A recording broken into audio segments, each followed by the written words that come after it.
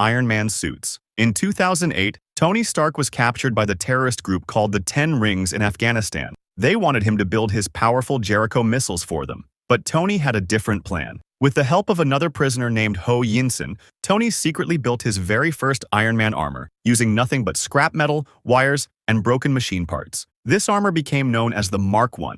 The Mark I looked rough and heavy, but it was extremely dangerous. It had flamethrowers in the hands, a small rocket launcher on the shoulder, and rocket boosters in the boots that allowed Tony to fly for a short time. Using this suit, Tony fought his way out of captivity and escaped. Later, Tony's old business partner Obadiah Stane found the remains of the Mark I and used its design to build his own giant suit called the Ironmonger Mark II.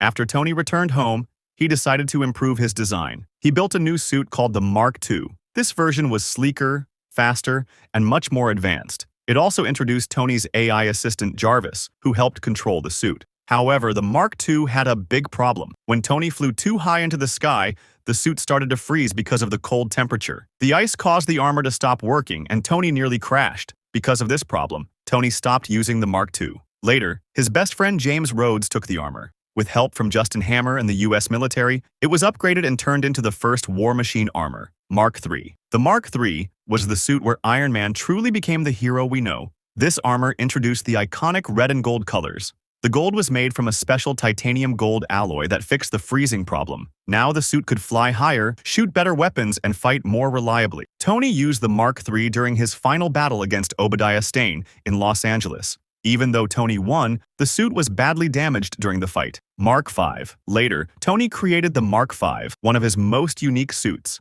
This armor could fold into a small briefcase. Tony used it during the Monaco Grand Prix when the villain Ivan Vanko suddenly attacked him. Because the suit had to fit inside a briefcase, it was weaker than his other armors, but it was very fast to deploy, which saved Tony's life. Mark VI. Next came the Mark VI.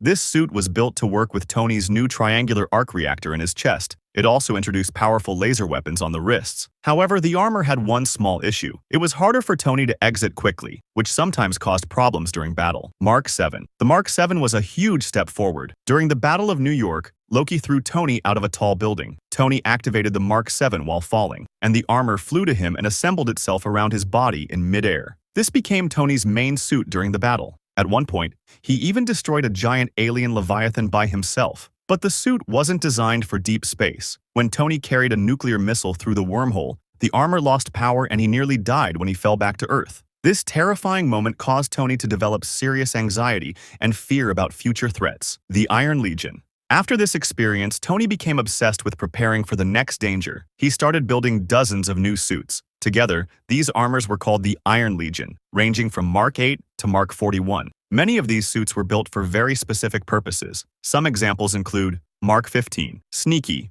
a stealth suit that could hide from radar. Mark 16, Nightclub, another stealth armor that could turn completely black. Mark 17, Heartbreaker, a heavy combat suit with massive weapons. Mark 25, Striker, a construction armor with giant jackhammer arms. Mark 34, Southpaw, a rescue suit designed for natural disasters. Mark 37, Hammerhead, a suit made for underwater missions. Mark 38, Igor, the strongest suit of the Iron Legion built for lifting extremely heavy objects. Mark 39, Gemini, Tony's first armor designed for space travel. Mark 40, Shotgun, one of his fastest suits, capable of Mach 5 speeds. Mark 41, Bones, a unique suit that could separate into flying pieces and assemble around Tony. Mark 42. The Mark 42, also called Prodigal Son, became Tony's main armor in Iron Man 3. Its biggest feature was that the armor pieces could fly to Tony and attach themselves automatically. Sometimes the suit would even assemble around other people, which Tony used to save Pepper Potts. In the final battle, Tony destroyed the suit while defeating Aldrich Killian. Mark 43 and 45. The Mark 43 appeared at the beginning of Avengers: Age of Ultron. It was very similar to the Mark 42, but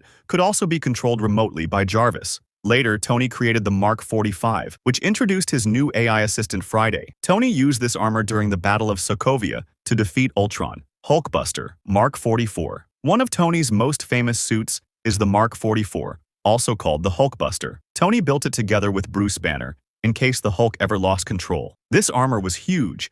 incredibly strong, and built to fight the Hulk directly. During their fight in Johannesburg, the Hulkbuster used special tools like sleeping gas and powerful punches to slow Hulk down. It could even repair itself during battle using the Veronica satellite, which dropped replacement armor parts from space. Mark 46 and 47, Tony later built the Mark 46, which he used in Captain America: Civil War. This suit had extra arc reactors and stronger power systems, but it was destroyed during Tony's intense fight with Captain America and Winter Soldier. The Mark 47 appeared in Spider-Man: Homecoming and could be controlled remotely while Tony stayed somewhere else. Hulkbuster 2.0, Mark 48. During the battle in Wakanda, Bruce Banner wore the Mark 48, also called Hulkbuster 2.0. Even though Banner wasn't very experienced using it, he still managed to defeat Cull Obsidian. Rescue Armor, Mark 49. Tony also built a special suit for Pepper called the Rescue Armor. Pepper used this armor during the final battle of Avengers Endgame to fight alongside Tony. Mark 50, Nanotech suit.